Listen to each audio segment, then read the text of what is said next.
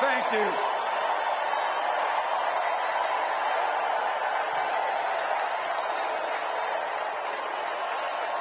Thank you.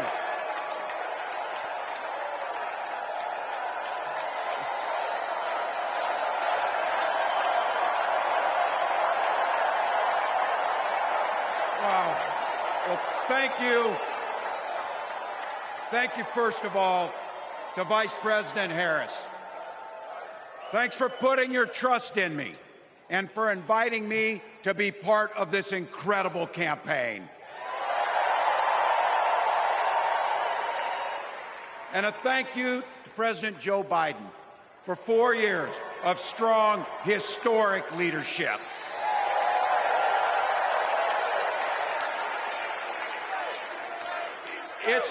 It's the honor of my life to accept your nomination for Vice President of the United States.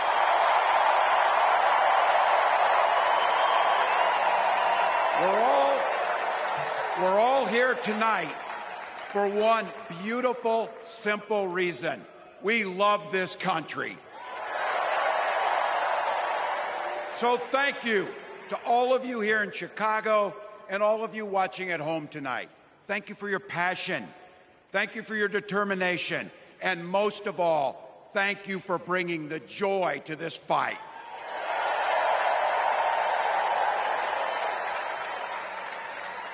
Now, I grew up in Butte, Nebraska, a town of 400 people.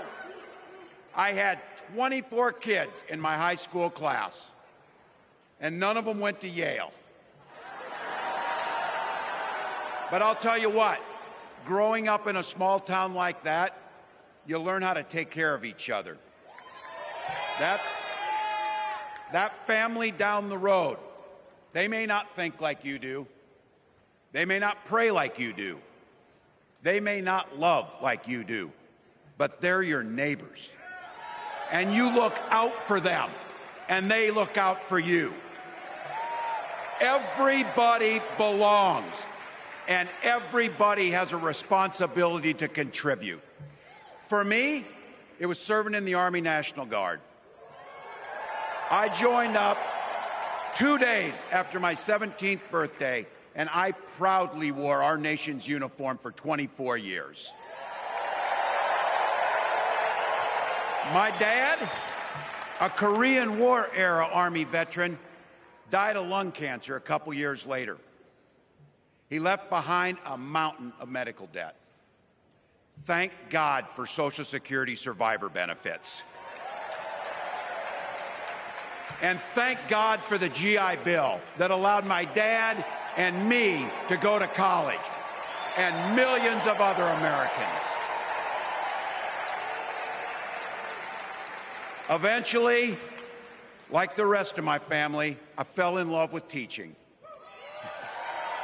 Three out of 4 of us married teachers. I wound up teaching social studies and coaching football at Mankato West High School. Go Scarlets!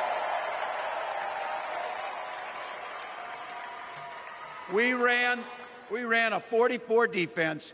We played through to the whistle on every single play, and we even won a state championship. Never closed the yearbook, people. But it was those players and my students who inspired me to run for Congress. They saw in me what I had hoped to instill in them, a commitment to the common good, an understanding that we're all in this together, and the belief that a single person can make a real difference for their neighbors. So there I was, a 40-something high school teacher with little kids, 0 political experience, and no money, running in a deep red district. But you know what? Never underestimate a public school teacher. Never.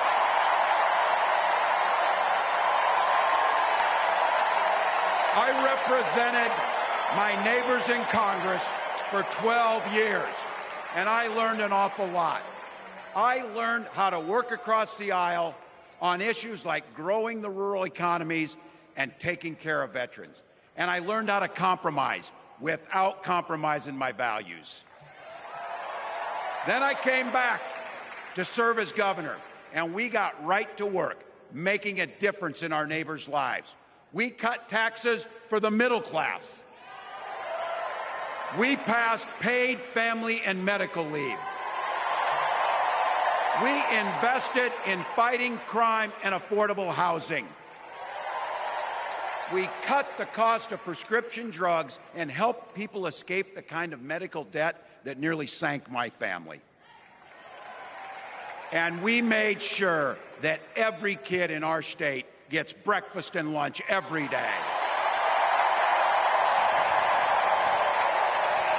So while other states were banning books from their schools, we were banishing hunger from ours.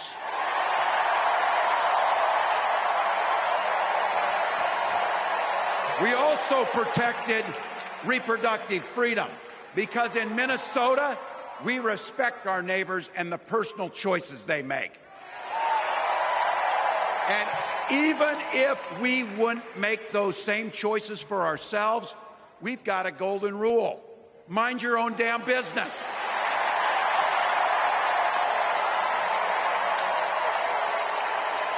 And that includes IVF and fertility treatments.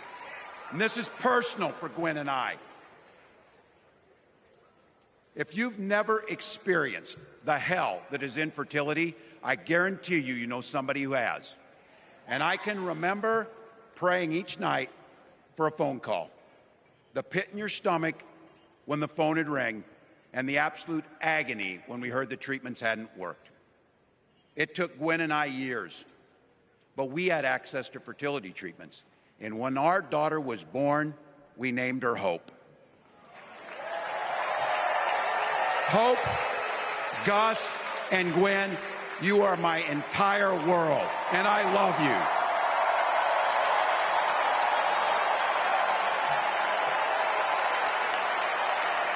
I'm letting you in on how we started a family because this is a big part about what this election is about. Freedom. When Republicans use the word freedom, they mean that the government should be free to invade your doctor's office. Corporations free to pollute your air and water. And banks free to take advantage of customers. But when we Democrats talk about freedom, we mean the freedom to make a better life for yourself and the people that you love. Freedom to make your own health care decisions. And yeah, your kids' freedom to go to school without worrying about being shot dead in the hall. Look, I know guns. I'm a veteran. I'm a hunter. And I was a better shot than most Republicans in Congress, and I got the trophies to prove it. But I'm also a dad. I believe in the Second Amendment, but I also believe our first responsibility is to keep our kids safe.